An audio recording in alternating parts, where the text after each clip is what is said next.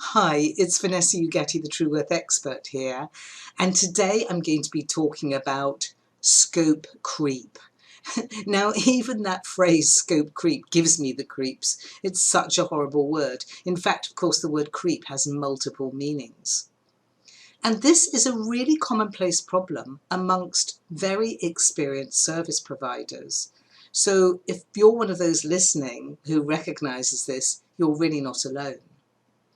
And I think the best way to illustrate this is by sharing with you a true story I was told last week when I was delivering a Trueworth workshop to a law firm on the South Coast. Now, the person who shared the story is a wills and probate lawyer. In fact, he's a partner in the firm with, wait for it, 35 years experience. So he'd taken instruction from a client for a will, and he'd given a quote for it. But as happens with many wills, I understand from various wills and probate lawyers I've spoken to, often the scope of the will changes and it gets more complicated. And often it gets more complicated when the lawyer's finding out more about what the client really needs rather than what they think they need. He also took an instruction from the same client for a lasting power of attorney, or LPA, or it might possibly have been 2 LPAs, I'm not sure.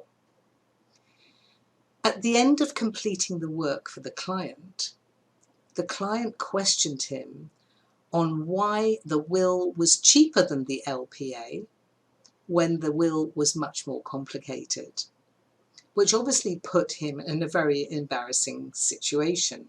So he had to explain to the client that the client was perfectly correct, that he should have had a discussion with him when the scope changed and then charged him more, but he didn't. So I asked the delegate whether or not this was having an impact on him for the future, and he said that he would never do it again. In fact, he's not done it since because he'll have the right conversation with the client when the scope is starting to change. Now, I would also add to you that before it gets to the point of the scope changing, you need to have the conversation right up front about what will happen if it does change. And many professionals don't do this. The reason being is that they're really not comfortable with having those conversations, those business conversations, those conversations around charging. And so that's then what causes the problem, because when it then happens, they're in a very weak position. And so they avoid doing anything about it and they lose money.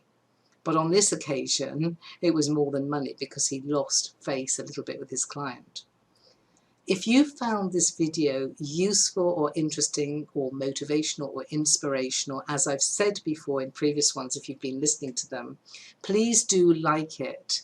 Please spend a little time commenting. It doesn't take very long to do that, and sharing with your colleagues, because regardless of whether those people become clients, if I can help people with this information, if I can wake them up a little bit, then I'm doing my job and I'm feeling happy about doing that.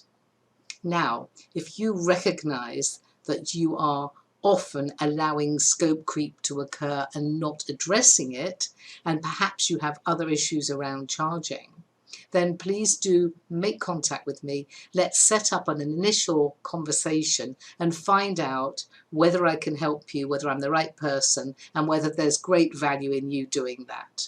So that's Vanessa Ugatti, the Trueworth expert, saying bye for now.